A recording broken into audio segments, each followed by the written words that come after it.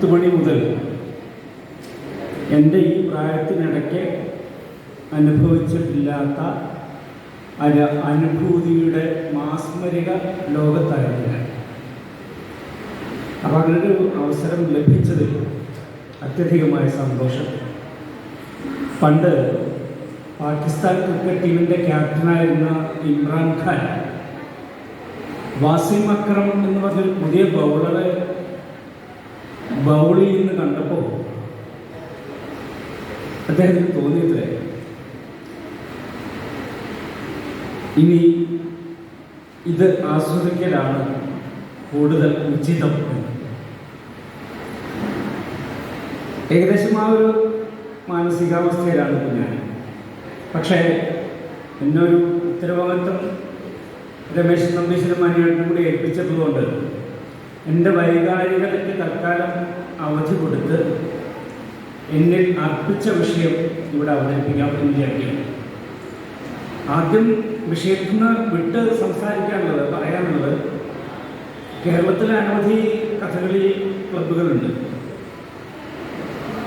ആ കഥകളി ക്ലബ്ബുകളൊന്നും ഇതര നൃത്ത കലകൾക്ക് ഇത്രയധികം സ്പേസ്, സമയവും സ്ഥലവും ഒന്നും അനുവദിച്ചതായി എൻ്റെ ഓർമ്മയിലില്ല. അപ്പോൾ ഇരിങ്ങാലക്കുട കഥകളി ക്ലബ്ബ് കഥകളിയേതരമായ കലകൾക്ക് വേണ്ടി ഇത്രയും സമയവും സ്ഥലവും ഒരുക്കി കൊടുത്തതിൽ അതിൻ്റെ സംഘാടകരെ ആർദ്രമായി അഭിനന്ദിക്കുന്നു.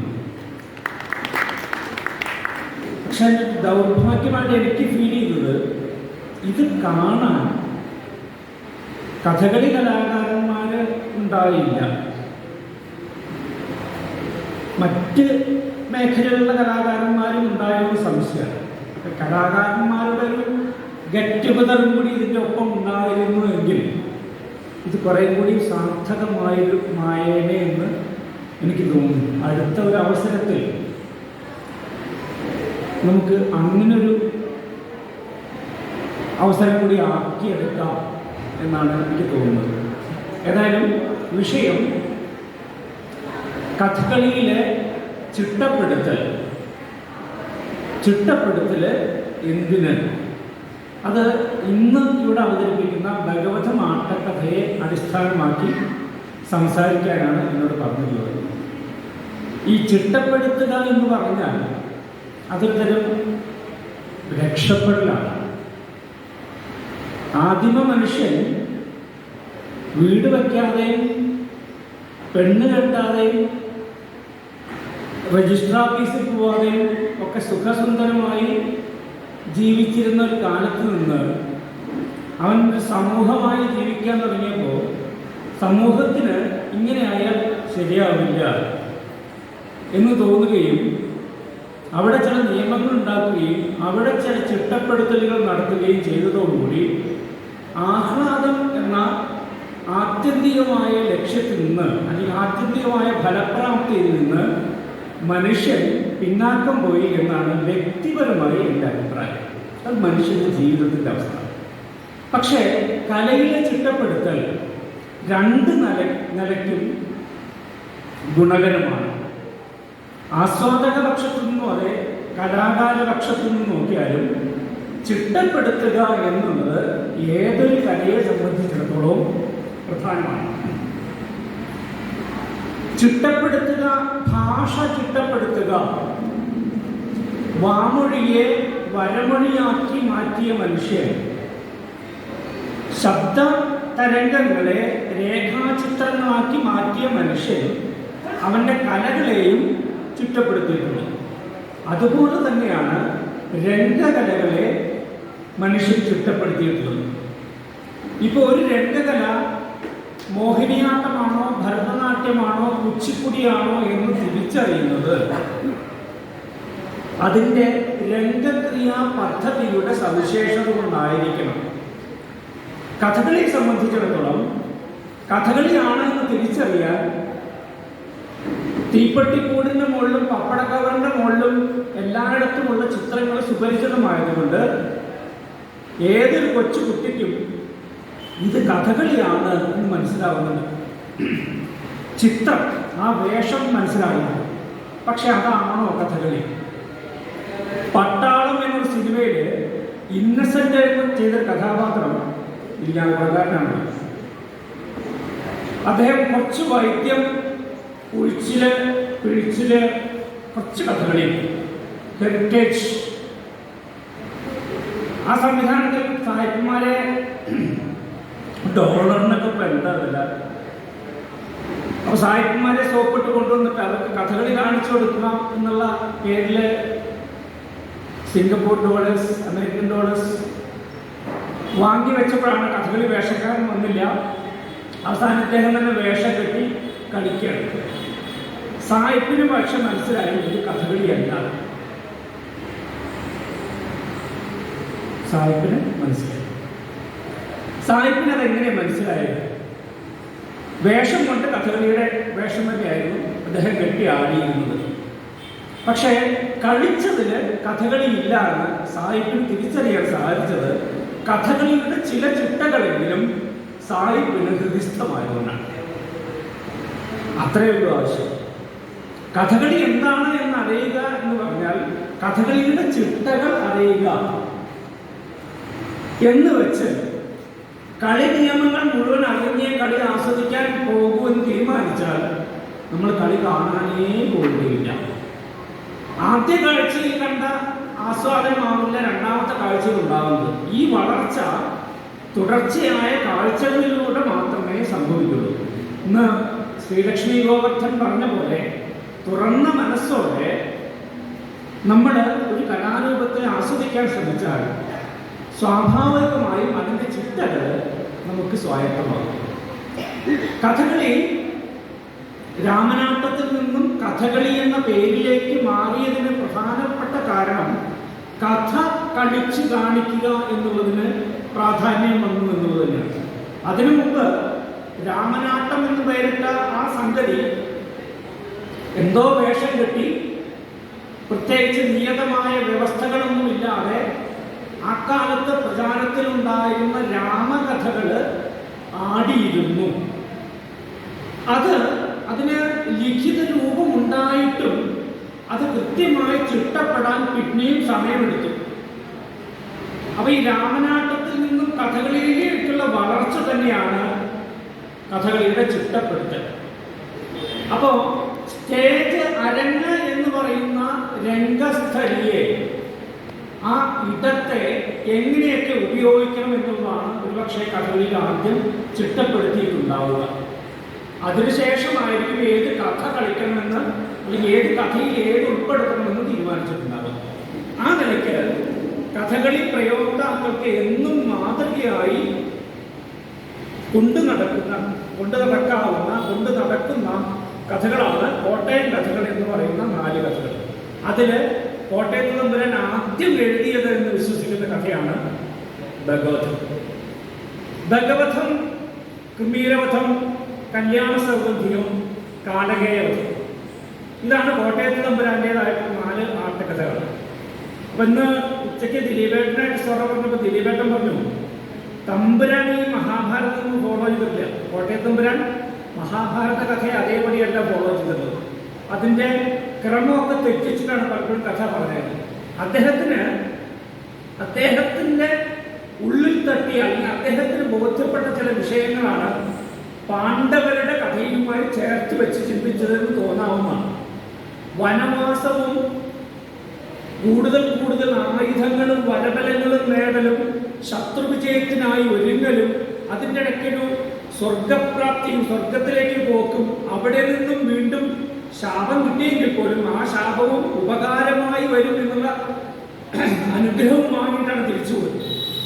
ആ നിലയ്ക്ക് കോട്ടയത്ത് തമ്പുരാന്റെ ജീവിതത്തിൽ അവിടെ വൈദേശിക ശക്തികളുമായുള്ള പോരാട്ടം ആരംഭിച്ച ഘട്ടത്തിൽ അല്ലെങ്കിൽ രാജ്യത്തുണ്ടായ അസ്വസ്ഥതയുടെ ഘട്ടത്തിൽ വനവാസത്തിന്റെ ചില അനുഭവങ്ങൾ മുൻനിർത്തി ആയിരിക്കണം ഒരു പക്ഷേ ഈ 3 കഥകളും ഭഗവതമായാലും കുമീരവധമായാലും കല്യാണ സൗഗന്ധികമായാലും വനവാസ കാലത്തെ കഥകൾ തിരഞ്ഞെടുത്തത്. അവസാനം വനവാസകാലത്ത് തന്നെ അർജുനൻ പാശുപതം ലഭിച്ചതിന് ശേഷം അർജുനനെ സ്വർഗലോകത്തേക്ക് ക്ഷണിച്ചു വരുത്തുന്ന ആ കഥയും തമ്പുരാന്റെ പ്രതീക്ഷയുടെ ഒരു കഥയായി നമുക്ക് വേണമെങ്കിൽ വ്യാഖ്യാനിക്കാം. അതവിടെ നിൽക്കട്ടെ, കഥ നമുക്ക് വിഷയമല്ല. ചിട്ടപ്പെടുത്തിയത് ഈ ഐതിഹ്യം എന്ന് പറയണ്ട ഭഗവത് എഴുതിയപ്പോൾ കളിയാക്കി എന്നൊക്കെ കേട്ടിട്ടുണ്ട്. എനിക്കറിയില്ല, ചരിത്രരേഖയൊന്നുമില്ല എന്നൊക്കെ എനിക്കും പറയാം. അപ്പോൾ ഈ ഭഗവതം ആട്ടക്കഥയിലെ തുടക്കം ഈ പാണ്ഡവരെ വേറൊരു സ്ഥലത്തേക്ക് പറഞ്ഞയക്കുകയാണ്. അത് ദുര്യോധനൻ പറഞ്ഞ വിശ്വാസം പോരായോ ഒന്നെങ്കിലോ എന്ന് വിചാരിച്ചിട്ടാണ് ധൃതരാഷ്ട്രനെ കൊണ്ട് തന്നെയാണ് പറയുന്നത്.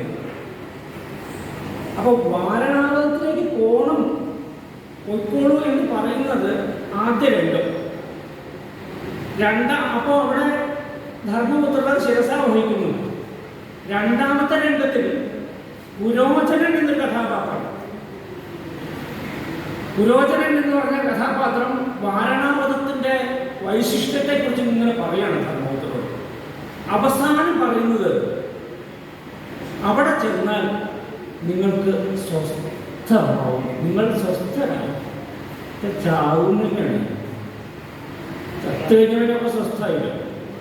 അവിടെ ആശാന്മാർ ചെയ്തതിന്റെ വിദ്യ എന്താ വെച്ചാൽ ഈ പുരോചനൻ ഈ സംഗതി പറയുന്നിടത്ത് കഥകളിയിലെ സവിശേഷമായ ഒരു കലാശം, ഇടക്കലാശം എന്ന് പറയും, അത് നിബന്ധിച്ചിരിക്കുകയാണ്.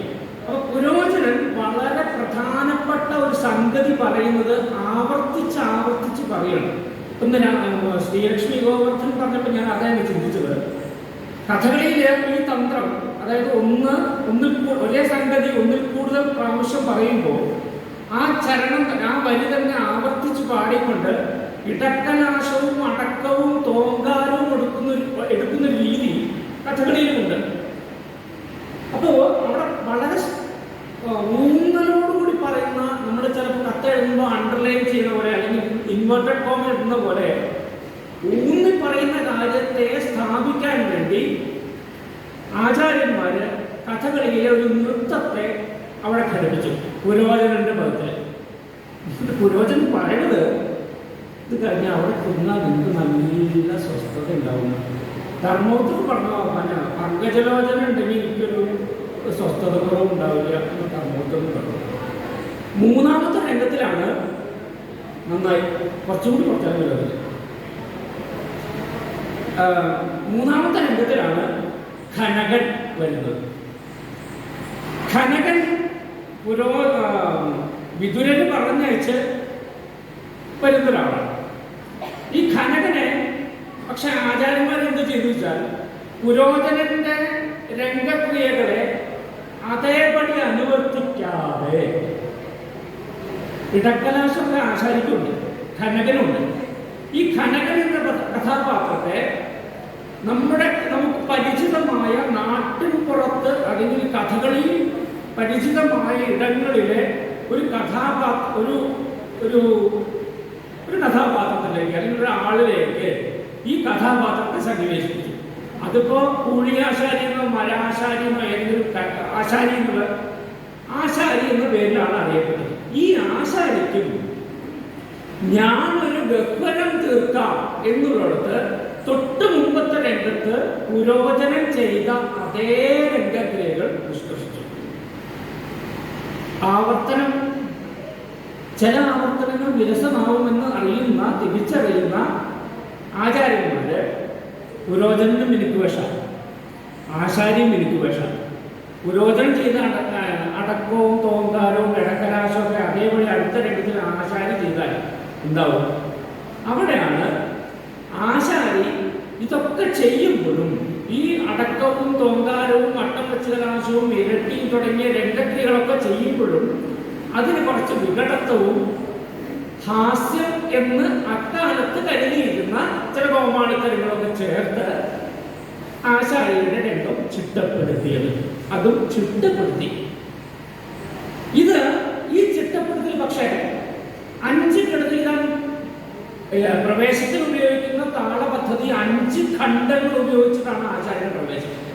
ഇത് ചിട്ടപ്പെടുത്തുമ്പോഴും ആശാരി എന്ന കഥാപാത്രം മറ്റുള്ളവരുടെ ശ്രദ്ധയിൽപ്പെടാതെയുള്ള സഞ്ചാരമാണ് എന്ന് തീർച്ചപ്പെടുത്തിക്കൊണ്ട് കുറച്ച് വൈകൃതമായ അല്ലെങ്കിൽ വികൃതമായ രംഗചലനങ്ങളോടെയാണ് ചുറ്റപ്പെടുത്തിയത്. ഇങ്ങനെ ഈ എല്ലാ രംഗങ്ങളിലും അതിനെ തുടർന്നുള്ള ഭീമസേനന്റെ പദം ഉക്തൈവം ഗഹ്വരായ തസ്മീ ഗുഹ നിർമ്മിച്ചിട്ട് ആശാരി പോയതിനു ശേഷം അവിടെ ഉണ്ടായിരുന്ന ഭീമൻ ധർമ്മപുത്രനോട് പറഞ്ഞു, അഗ്രജ നീയോ എനിക്കൊരു അനുവാദം തന്നാൽ മതി, ഞാൻ ഇപ്പൊ നിഷ്കൗരവമാക്കിയിടുന്ന കൗരവന്മാർക്ക് സംഗതി ഇല്ലാതെ ഒരു പ്രദേശമാക്കിക്കോളാമെന്നാണ് ഭീമസേനൻ പറയുന്നത്. അങ്ങനെ ഭീമസേനയിൽ പദം ആ പദം ചിട്ടപ്പെടുത്തിയേക്കുന്നതും വളരെ കൗതുകകരമാണ്. കൗതുകം എന്ന് പറഞ്ഞാൽ ഈ ആശാരി വന്ന് പറഞ്ഞ ആ ഷോക്കിംഗ് ന്യൂസിനെ ഇതുണ്ടാക്കിയത് നല്ല മരമല്ല, കല്ലല്ല, അരക്കില്ലാണ്, പുരോചനം തട്ടം നോക്കി കൊള്ളി വെക്കും എന്നൊക്കെ പറഞ്ഞ ആ ഘട്ടത്തിൽ നിന്ന് ഒരൊറ്റ ജമ്പാണ്. ഇപ്പൊ പുതിയ ഭാഷയിൽ പറഞ്ഞാൽ വല്ലാത്തൊരു ജർക്കൊക്കെ ഫീൽ ചെയ്യാൻ സാധ്യതയുള്ള ഒരു നാടകരംഗത്തെ പക്ഷെ അതിസമർത്ഥമായിട്ടാണ് ഇവർ കണ്ടുചേർന്നത്, ആചാര്യന്മാർ കണ്ടുചേർന്നത്.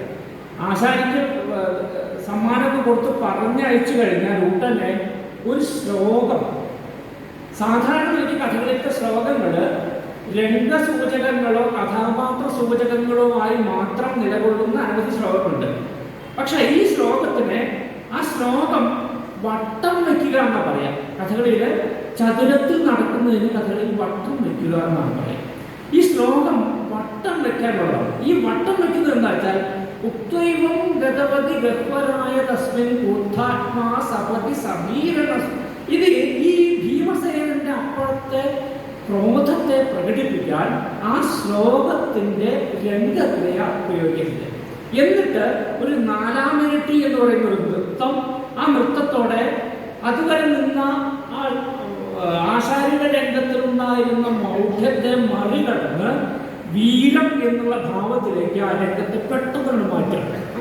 ഇതാണ് കഥകളിലത്തെ ചുറ്റപ്പെടുത്തേണ്ട തന്ത്രങ്ങളിൽ പ്രധാനമായി നമുക്ക് മനസ്സിലാവുന്ന സംഗതി. അവിടെ ഈ പദം അഗ്രജ നിയോഗിക്കണം എന്നുള്ള പദം അനവധി വട്ടം ആവർത്തിച്ച് മുദ്ര കാണിച്ച് വലിച്ചു നീട്ടാതെ പൊന്നാനി ഭാഗവതം ശിങ്കിടി ഭാഗം 2 വട്ടം കൊണ്ട് 2 പ്രാവശ്യം പാടുന്നതോടുകൂടി മുദ്ര മുഴുവൻ വിന്യസിക്കുന്ന രീതിയിലാണ് അതിൻ്റെ രചനയും അവതരണവും. രചന ഞാൻ പ്രത്യേകം പറയാൻ കാരണം, ഇപ്പൊ പുതിയ ആട്ടക്കഥകളൊക്കെ എഴുതുമ്പോൾ ആട്ടകഥാകൃത്തിന് കഥകളിയുമായിട്ട് പരിചയമില്ലെങ്കിൽ ഒരു വാക്ക് തിരഞ്ഞെടുക്കുമ്പോൾ ആ വാക്കിനുള്ള മുദ്ര വിന്യാസിക്കാനുള്ള സമയം അല്ലെങ്കിൽ മുദ്ര വിന്യാസിക്കുന്ന രീതി ഇതൊക്കെ അറിഞ്ഞാൽ ഈ രംഗക്രിയകൾക്ക് കുറച്ചുകൂടി സുഖമുണ്ടാവും, കണ്ണിന് കാഴ്ചയ്ക്ക് സുഖമുണ്ടാവും. അതില്ലാതെ വരുമ്പോൾ ഈ കല്ലുകളി അനുഭവപ്പെടും.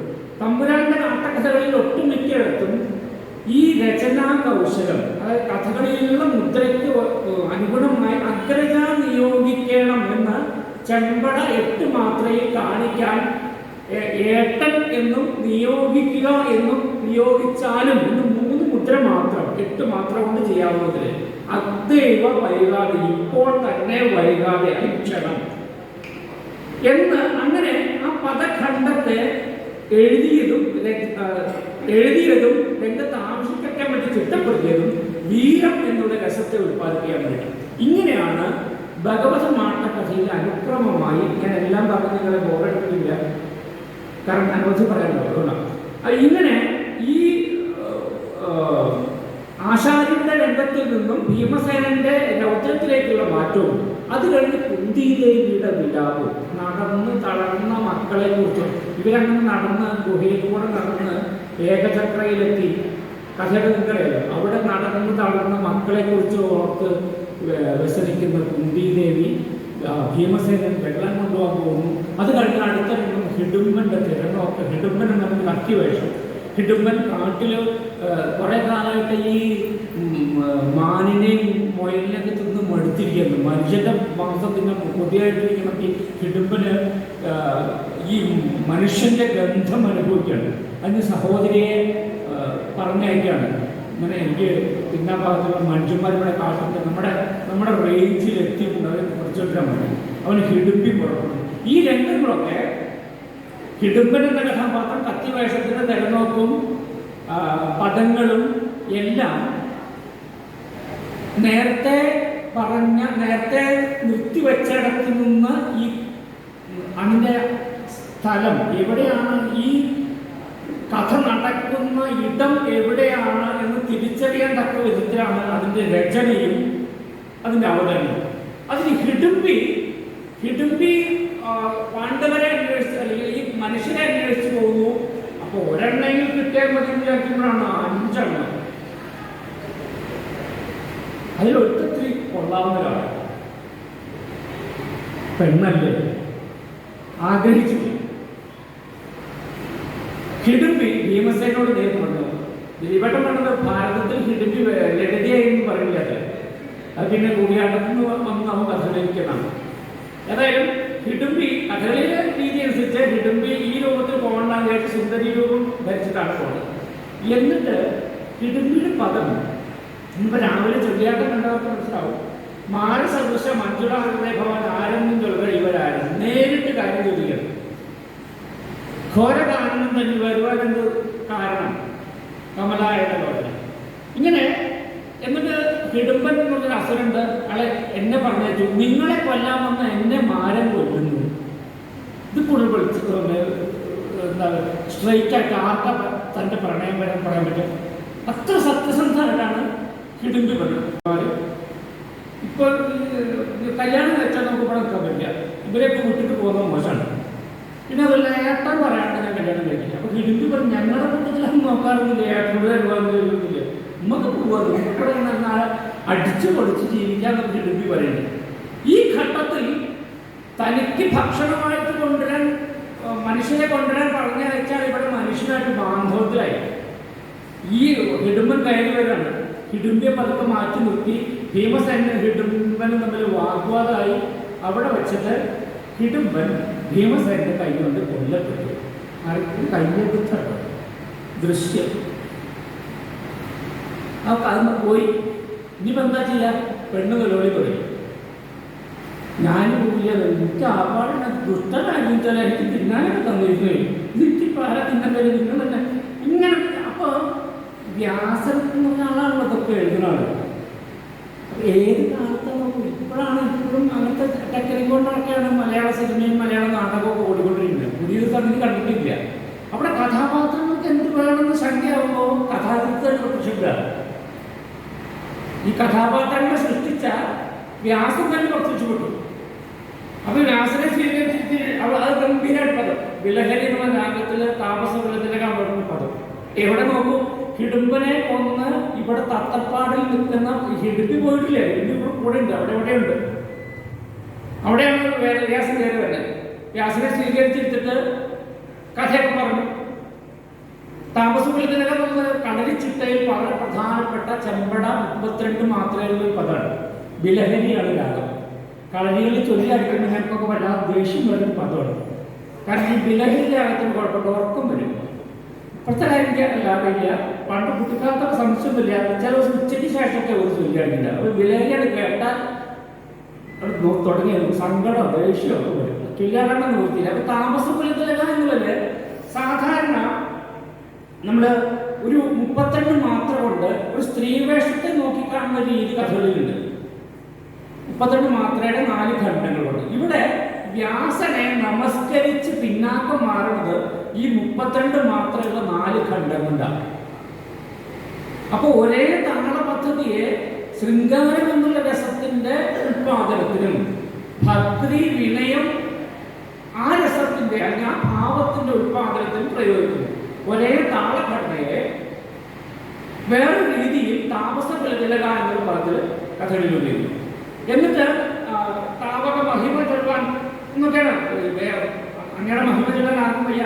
എന്നിട്ട് ഈ പുരോചനൻ വന്നതും വിതുരകൃപയാൽ രക്ഷപ്പെട്ടതൊക്കെ പറയുന്നു. അത് കഴിഞ്ഞ് വ്യാസനൊരു ലോകതത്വം പറയാം.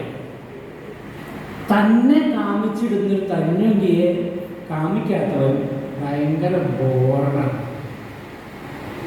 നിന്നോടവിടെ പ്രേമെന്നല്ലേ പറഞ്ഞുള്ളൂ, വേറൊന്നും പറഞ്ഞില്ല. പിടിച്ച് തിന്നൊന്നും പറഞ്ഞിട്ടില്ല. ഈ ഒരു കാര്യം ചെയ്തോ, ഒരു കുട്ടി ഉണ്ടാവോളോ അങ്ങനെയൊക്കെ കൊണ്ടുവരണം. പിന്നെന്താ ചെയ്യുന്നത്? വ്യാസൻ രക്ഷപ്പെട്ടതാ. രചയിതാവിലെ കഥാപാത്രങ്ങളെ എഴുതിയിട്ടാണ് വിട്ടപ്പോലെ. പിന്നെ ഭീമസേന ചീത്തപ്പേരും കൂടെ വരും അല്ലേ? ഹിഡിംബിയെ കാട്ടിൽ ഉപേക്ഷിച്ചു എന്നൊക്കെ പറഞ്ഞിട്ട് നമ്മൾ ഘടോത്കച ഉണ്ടായില്ലേ? അപ്പൊ ഏതായാലും വ്യാസൻ അവിടെ ഇടപെട്ടിട്ട് തൽക്കാലത്തേക്കുള്ള പ്രശ്നം സോൾവ് ചെയ്തു. ഈ ഇവിടെ ചിട്ടപ്പെടുത്തുന്നതിലും അതുവരെ അരങ്ങിൽ അപ്രത്യക്ഷയായി നിന്ന ഹിഡിംബി ഈ വ്യാസൻ ഈ സംഗതി വരുമ്പോൾ ഇവിടെ വരും, അരങ്ങത്തേക്ക് വരും. അതുവരെ ഈ കൂടിയാട്ടത്തിലെ കണ്ടല്ലോ, ചില സമയത്ത് സ്ത്രീ കഥാപാത്രം കൊണ്ട് ചെയ്യാനും അവർ പോകും, നല്ല കാണാൻ പോകും. അതുകൊണ്ട് ആർക്കും രസത്തിന്റെ പൊട്ടിയ കഥ ഇതുവരെ കേട്ടില്ല. കാരണം ആവശ്യമില്ല ഈ ബൊമ്മപ്പടം നിർത്തുന്ന കാര്യം മറ്റുള്ളവരുടെ ശരിയായിട്ട് എനിക്ക് അതിൻ്റെ മുഖത്തേക്ക് നോക്കണം തോന്നും. അതുപോലെ തന്നെ ഇവിടെ ഹിഡിംബിക്കൊന്നും ചെയ്യാനില്ല. ഇയാള് വ്യാസനും ഭീമനും കൂടി എന്തെങ്കിലും പറയണവർക്ക് ഹിഡിംബിക്കുന്ന കാര്യം ഹിഡിംബി പോയി. ഹിഡിംബിയെ കുറിച്ച് പറയുമ്പോൾ ഹിഡിംബി വന്നു. അത് ഇനി ഹിഡിംബിയെ കുറിച്ച് ഏൽപ്പിച്ചു. അതിനുശേഷമാണ് നമ്മളിത് രാവിലെ അരുണ്ടാക്കി ചൊല്ലിയാടിയ ആ ഘട്ടത്തിന്റെ ആദ്യമാണ് ബാലേ വരിക നീ ചാരുശീലേ. അതും കഥകളിയിലെ പതിഞ്ഞ പദങ്ങളിൽ ആദ്യകാല പതിഞ്ഞ പദം എന്ന് പറഞ്ഞാൽ ഉണ്ണായിവാരുടെ ശേഷമാണ് ഉണ്ടാവുന്നത്. തോടി രാഗത്തില് ചെമ്പട താളത്തിൽ ബാലേ വരിക ചാരുശീലേ സംബോധനകളുടെ ഒരു ബാഹുല്യം, ഒന്നുക്ക് പിന്നാലെ ഒന്നിന് സംബോധനകൾ. അത് ചിട്ടപ്പെടുത്തിയിരിക്കുന്നതും ഒട്ടും തിലകരാജിത ബാലെ എന്നൊക്കെ കാണിക്കുന്നുണ്ട്. അപ്പൊ തിലകം അവളുടെ മുഖത്തല്ല തൊടുക, തിലകം തൊടുന്നത് നേരെ പ്രേക്ഷകന്റെ മുഖത്തായാണ്. എന്നിട്ട് നോക്കും, ശരിയായില്ല, എന്നിട്ട് ഒന്നും കൂടി തൊടും. ക്ഷേമായി ഇങ്ങനെ ഞാൻ പറഞ്ഞത് വേണമെങ്കിൽ ഇങ്ങനെ ചെയ്യാമല്ലോ, തിലകരാജിത ബാല എന്നൊക്കെ നിങ്ങൾ ചെയ്യാമല്ലോ. അതല്ല, പ്രേക്ഷകാഭിമുഖമായിട്ട് നായികയെ വർണ്ണിക്കുന്നത് പതിഞ്ഞ വിളംബകാലത്തിൽ ഈ പറഞ്ഞിട്ടുണ്ട്. അപ്പോഴാണ് കോലാഹലം കൊണ്ട് നല്ല കോകിലാംഗനമാരുടെ ആലാപനങ്ങളൊക്കെ ആയി നമുക്ക് പോലെ. അതിനുശേഷമാണ് ചെന്താർവാണം അണിച്ചപ്പും ചേവടി പണിയും നിന്റെ പന്തപ്പും കൊങ്കയന്മാരിൽ പഴുത്തേൻ വാണി ചേർക്കാം എന്ന് രാവിലെ നമ്മൾ കണ്ട ഭീമസേനന്റെ പാടി രാഗത്തിലുള്ള പതിഞ്ഞുകൾ. കഥകളിൽ പച്ചവേഷങ്ങളൊക്കെ പാടി രാഗം വേറെ എവിടെ ഉപയോഗിക്കുന്നതായിട്ട് എനിക്കറിവില്ല. പൊതുവെ അത്തിവേഷങ്ങളുടെ പതിഞ്ഞ പതിനാണ് പാടി എന്ന രാഗം. ഏതായാലും അതിലും ചെന്താർവാണമണി ഇത് കഴിഞ്ഞ് ആ ഇരട്ടി കഴിഞ്ഞ് ഹിഡിംബിയെ ആലിംഗനം ചെയ്ത് രണ്ട് താളവട്ടം കൊണ്ട് ഒരു പ്രത്യേക രീതിയിലുള്ള നൃത്തം ചെയ്ത് ഇവർ രണ്ടുപേരും ആലിംഗനബദ്ധരായിട്ടാണ് പിരിയുന്നത്. ഇവർ തമ്മിലുള്ള സംയോഗം അല്ലെങ്കിൽ ഇവർ തമ്മിലുള്ള വേഴ്ച നടന്നു എന്ന് എത്ര മനോഹര, അശ്ലീലത്തിന്റെ സ്പർശമില്ലാതെ. ഇപ്പൊക്കെ ചില രംഗാപ്രവേശനാവണമെന്ന് രംഗ കൂടിക്കാട്ടുന്ന മകൻ കാണും.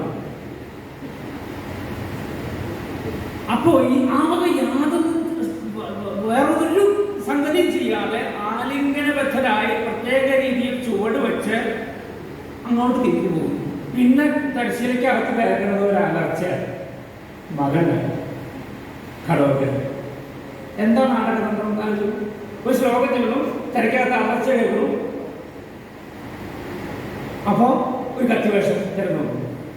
ഇത് ഈ രാക്ഷസന്മാരെ അതിനകത്ത് ജനിച്ചപ്പോൾ തന്നെ വലുതാവത്തില്ല. എന്തൊക്കെ ഏതായാലും വലിയ ആളായിട്ടാണ് ഇയാൾ വരുന്നത്. തിരഞ്ഞെടുപ്പ് കഴിഞ്ഞ് അത് ഘടോത്കചന്റെ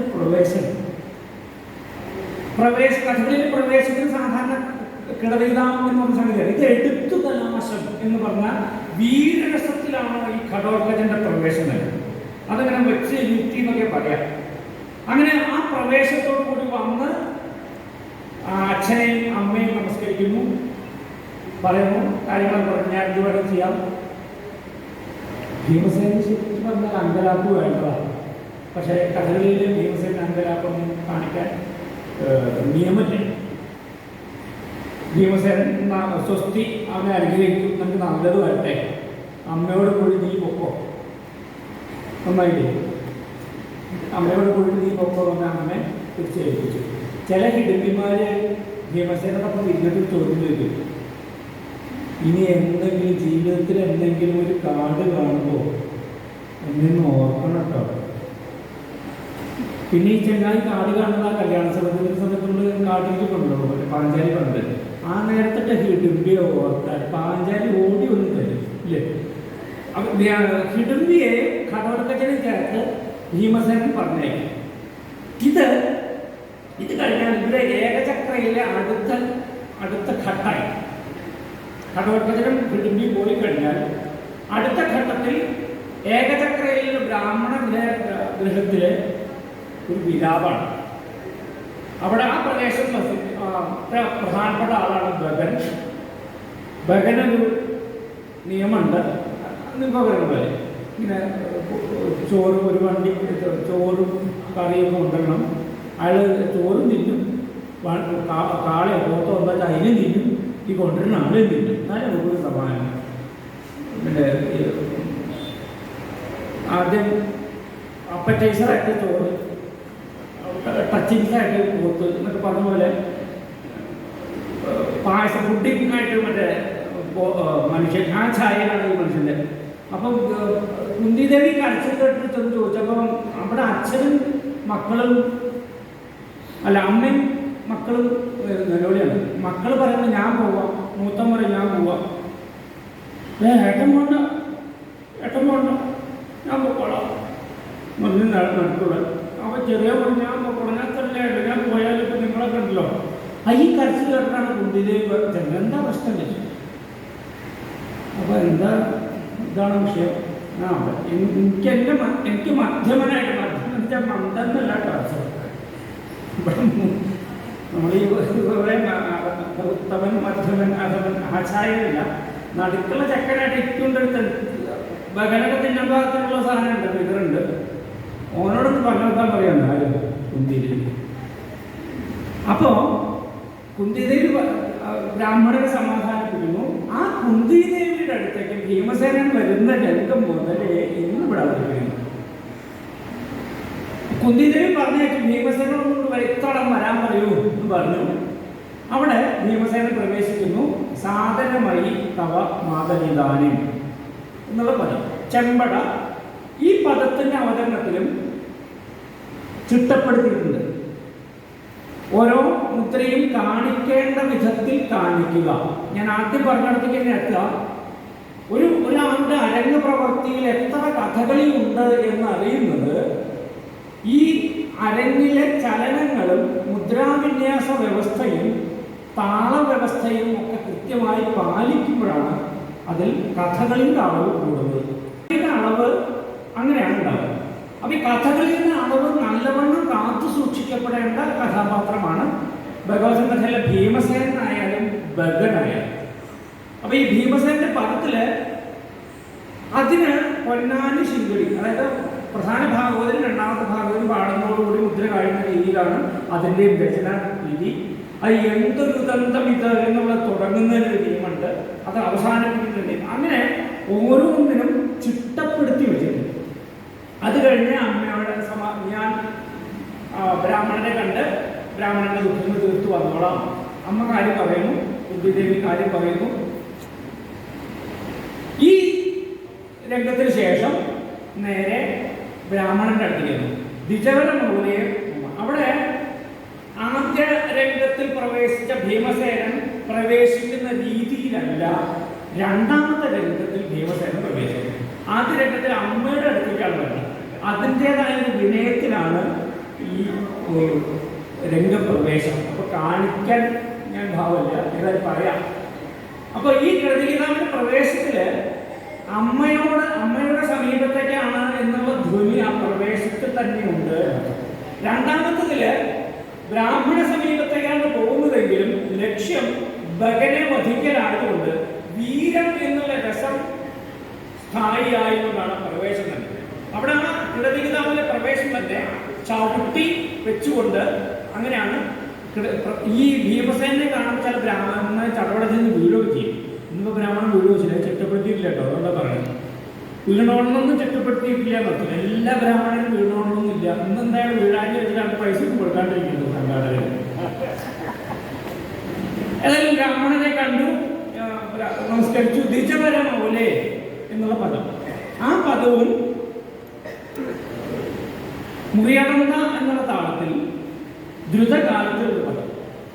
അത് ഈ ദ്രുതകാലത്തിലുള്ള പദം. അപ്പൊ ആ വീരരസം ഇങ്ങനെ മെയിൻറ്റെയിൻ ചെയ്തുകൊണ്ട് ദ്വിജവരമൗലേ എന്നുള്ള പദത്തിൽ അനാവശ്യമായി ധരിച്ചു നിൽക്കുന്നൊന്നുമില്ല. ഇവിടെ നടന്റെ വേറെ മനോധർമ്മങ്ങളൊന്നും വേണ്ട. ഇത് വൃത്തിയായിട്ട് കളിച്ചാൽ തന്നെ ആ കഥ ആവശ്യപ്പെടുന്ന ഭാവം അരങ്ങത്ത് നിന്ന് കിട്ടുന്നുണ്ട്. ഇവിടെ ദ്വിജവരമൗലേ എന്നുള്ള പദം ഇനി അവനെ കൊണ്ട് നിങ്ങൾക്കൊരു ഇണ്ടലും ഉണ്ടാവില്ല എന്ന് പറഞ്ഞ് സമാധാനിപ്പിക്കുന്നു. അപ്പൊ അവിടെ ചോറും വണ്ടിയൊക്കെ റെഡിയാണ്, ശകടമിതല്ലോ കാണുക ശൈലയാണ്. ഈ ചോറും കറികളൊക്കെ റെഡിയാക്കിയിട്ടുണ്ട്. ബ്രാഹ്മണൻ ചോറും കറികളൊക്കെ നിറച്ചു കൊടുക്കുന്നു. അനുഗ്രഹിച്ച് ഭീമസേനെ പറഞ്ഞേക്കും.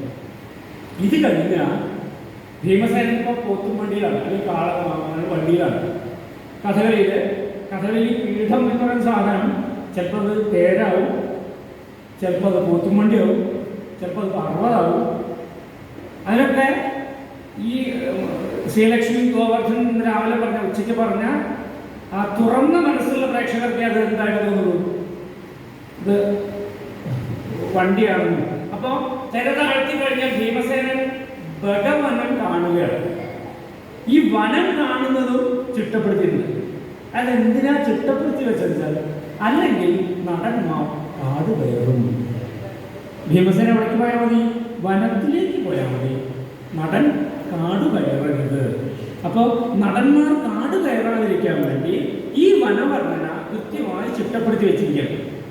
അപ്പൊ ഈ വനത്തിൽ ഈ ബ്രാഹ്മണൻ ഭഗവനത്തിന്റെ ലക്ഷണം എന്താണെന്ന് ഭീമസേന ചോദിക്കുമ്പോൾ അവിടെ ചെല്ലുമ്പോൾ തന്നെ നമുക്ക് മനസ്സിലാവും. ഞങ്ങളുടെ നാട്ടിലുള്ള കുന്നോളെത്തിയത് എങ്ങനെ മനസ്സിലാവും? അതൊക്കെ മനസ്സിലായിക്കോളും. അതെങ്ങനെയാണ് ഒരു പ്രത്യേകത ഉണ്ട് അവിടെ ചെല്ലുമ്പോൾ. വെച്ചാൽ നമ്മുടെ മുഖത്തെ പ്രത്യേകത ഭാവം വരും. നമുക്ക് വടക്കുന്ന വരുന്നവരാണ് പട്ടാമ്പിനോടൊക്കെ അവിടെ എത്തുമ്പോൾ പ്രത്യേക ഒരു ഭാവം വരും. അതൊക്കെ നമുക്ക് മനസ്സിലാവും. നമ്മുടെ ആയി ഏതോ സിനിമയിൽ സലീംകുമാർ കൊച്ചി എത്തി എന്ന് പറയുന്ന പോലെ. അപ്പൊ ഇതുപോലെ ഈ ഭഗവനത്തിലേക്ക് പ്രവേശിക്കുമ്പോൾ നിനക്ക് അവിടെ ദുർഗന്ധത്തോടുകൂടി കാറ്റുണ്ടാവും, പ്രേതങ്ങളുടെ പിശാചുകളിലേക്ക് ശബ്ദം ഉണ്ടാവും, ദുർഗന്മാരൊക്കെ ഓരിയിട്ടുണ്ടാവും. ഈ ലക്ഷണങ്ങളൊക്കെ ബ്രാഹ്മണൻ പറഞ്ഞുകൊണ്ടിരിക്കുന്നത്. അപ്പൊ ഇതാ ഭഗവനെ കാണുന്നു എന്ന് പറഞ്ഞാൽ ഭീമസേനൻ ഈ കുതിരവണ്ടിയിൽ അല്ലെങ്കിൽ ഈ പോത്തും വണ്ടിയിൽ സഞ്ചരിക്കുകയാണ്. നാട്ടിലൂടെ കൂടെ സഞ്ചരിക്കുമ്പോൾ ഇങ്ങനെ കാണാണ് കഴുകന്മാര്, കുറുക്കന്മാര്, ചെന്നായ്ക്കളൊക്കെ ആ ഭഗനെ സ്തുതിക്കുന്ന പോലെ ശബ്ദം കേൾക്കുന്നു. പ്രേതങ്ങൾ പിശാചുക്കളുടെ ഓരുകൾ കേൾക്കുന്നു. പിന്നെ ശവദുർഗന്ധത്തോടുകൂടി കാറ്റ് അടിക്കുന്നു. ഈ ചില ജീവികൾ ഞാൻ ഗത ധരിച്ചു പറഞ്ഞിട്ട് പേടിച്ച് അങ്ങ് പായണം. പിന്നെ ആ ബ്രാഹ്മണൻ പറഞ്ഞ ലക്ഷണങ്ങളൊക്കെ ഇവിടെ കാണാണ്. പിന്നെ ഉള്ളിലേക്ക് പോകുമ്പോൾ അവിടെ അങ്ങനെ കുന്നുകൂട്ടിട്ടിരിക്കുകയാണ് എല്ലും കൂട്ട്.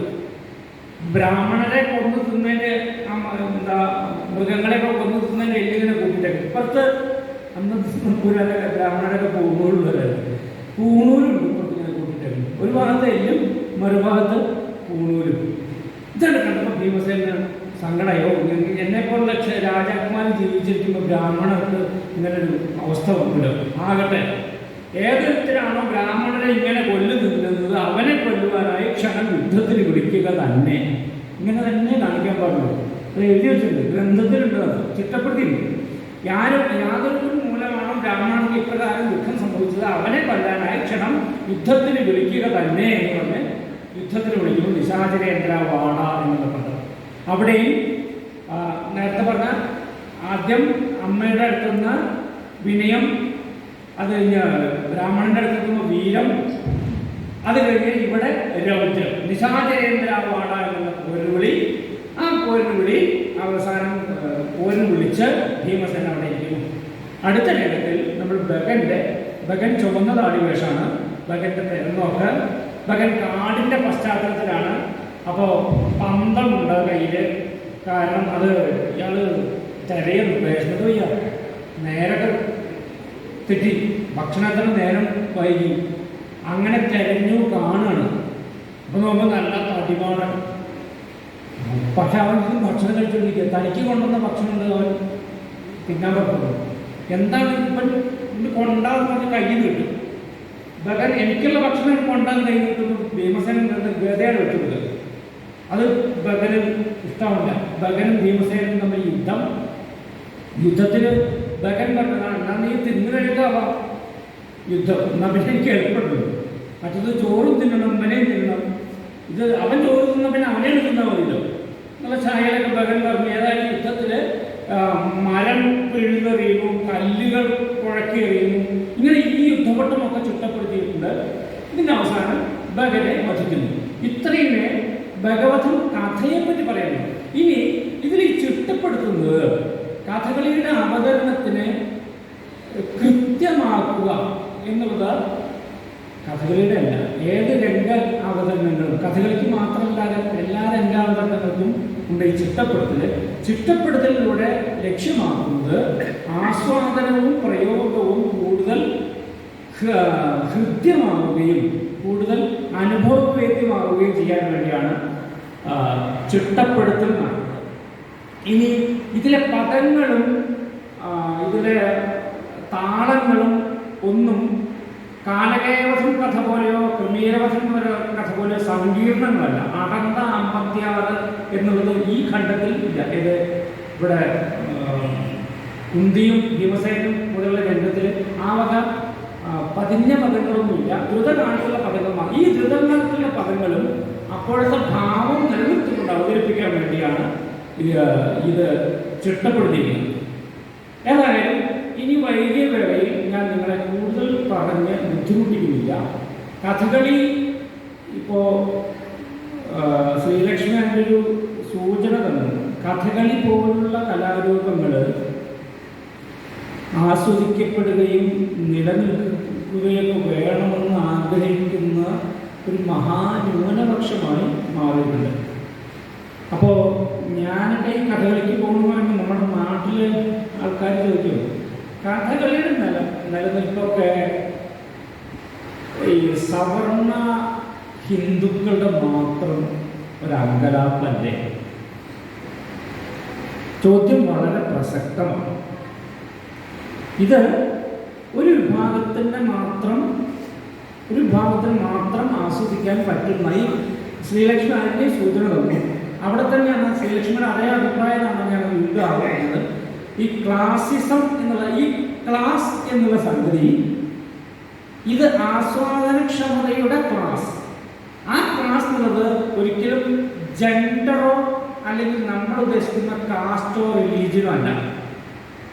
ആ ക്ലാസ്സിലേക്ക് മാസ് എത്തുമ്പോഴാണ് ഈ കലയ്ക്ക് കൂടുതൽ ആസ്വാദകർ ഉണ്ടാകും. അതിനുള്ള ശ്രമങ്ങൾ നമ്മൾ അനവധി നടക്കുന്നുണ്ടെങ്കിൽ പോലും ഇപ്പോഴും കഥകളിയുടെ ജനകീയതയല്ല ഞാൻ ഉദ്ദേശിക്കുന്നത്. ഇതങ്ങനെ ഒരു 10,000 പേര് എന്തിന് 100 പേരിരുന്നാൽ തന്നെ 100ാമതിരിക്കുന്ന ആൾക്ക് കൃത്യമായ ആസ്വാദനം സാധ്യമല്ലാത്ത ഒരു ഇൻറ്റിമേറ്റ് തിയേറ്ററാണ് കഥകളി. ഇത് വളരെ ഇൻറ്റിമേറ്റ് ആയിട്ട് ചെയ്യേണ്ട അഭിനയ രീതിയാണ്. അതിൽ ശ്രദ്ധാപൂർവ്വം കാണുന്ന പ്രേക്ഷകരുടെ ഒരു കുറവ് പലപ്പോഴും ഫീൽ ചെയ്യാണ്. പക്ഷേ ശുഭസൂചനയായിട്ട് കാണുന്നത് അതാണ് ഈ നവ്യം എന്നുള്ള പ്രോഗ്രാമിൻ്റെ ഒരു എന്താ പറയുക റിസൾട്ടായിട്ട് എനിക്ക് തോന്നുന്നത്. റിസൾട്ട് എന്ന് പറഞ്ഞാൽ പുതിയ കാലത്തെ പ്രയോക്താക്കൾ കഥകളിയെ സംബന്ധിച്ചിടത്തോളം എനിക്ക് പറയാൻ പറ്റും. കാരണം എനിക്ക് കുറച്ച് കാലം കഥകളി കണ്ടു പരിചയമുണ്ട്.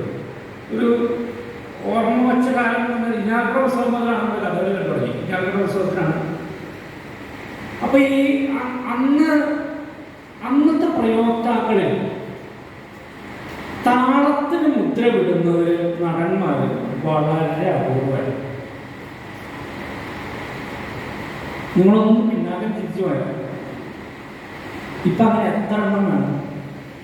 ഇപ്പൊ മറ്റൊരാൾക്കായിരിക്കും ഏത് താളത്തിന് മുദ്ര വിടാത്തവർ, വൃത്തിയായിട്ട് വേഷം ഒരുങ്ങുന്നവർ പണ്ട് ദുർലഭം.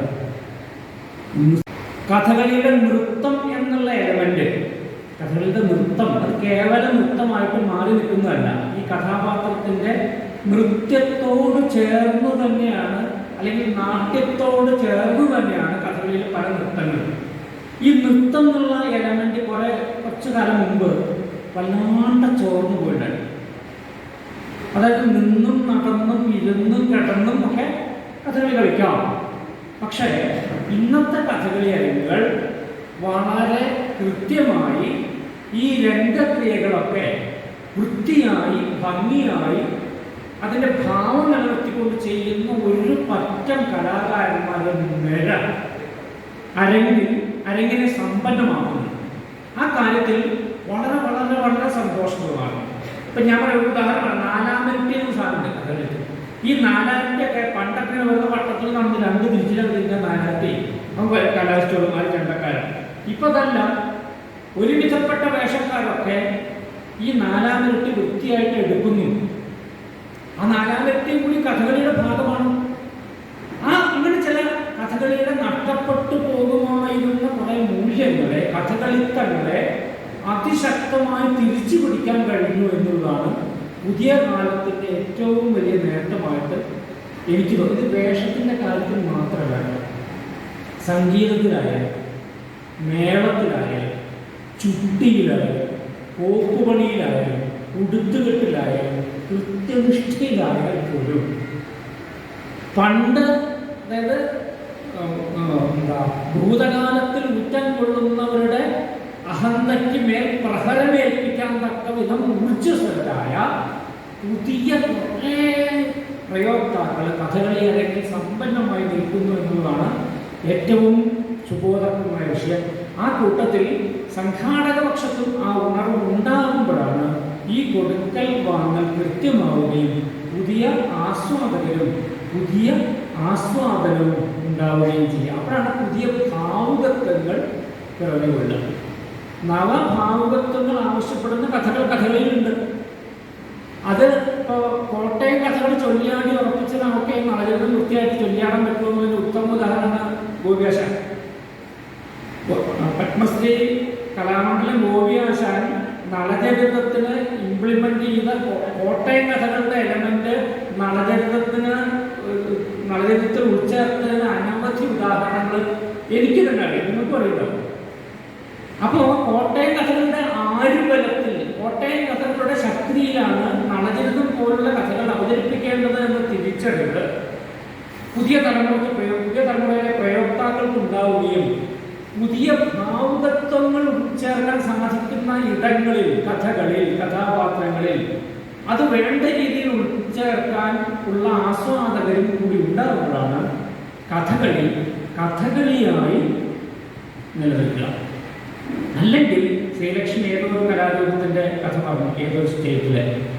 അതുപോലെ ഇത് കുറച്ച് ഇപ്പോൾ കലാമണ്ഡലം എന്നൊരു സ്ഥാപനം ഉണ്ടായതും അത് ജനകീയമായ സർക്കാരിൻ്റെ ഉത്തരവാദിത്തമായി മാറിയതും ഒരു പ്രധാന ഘടകമായി അവിടെ നിൽക്കുമ്പോഴും അതിനൊപ്പം ഇതിൽ പ്രയോക്താക്കൾ വളരെ ഊർജ്ജസ്വലരായി ഇവിടെ ഈ രംഗത്ത് നിൽക്കുന്നു എന്നതുകൂടിയാണ് അതിൻ്റെ ലക്ഷ്യം. ഇന്നിപ്പോൾ ഇവിടെ മറ്റ് നർത്തകർ ആവേശത്തോടെ അതിമനോഹരമായ അവരുടെ രംഗപാഠം അവതരിപ്പിക്കുമ്പോൾ അതിന് കാണുമ്പോൾ ഞാൻ സ്വയം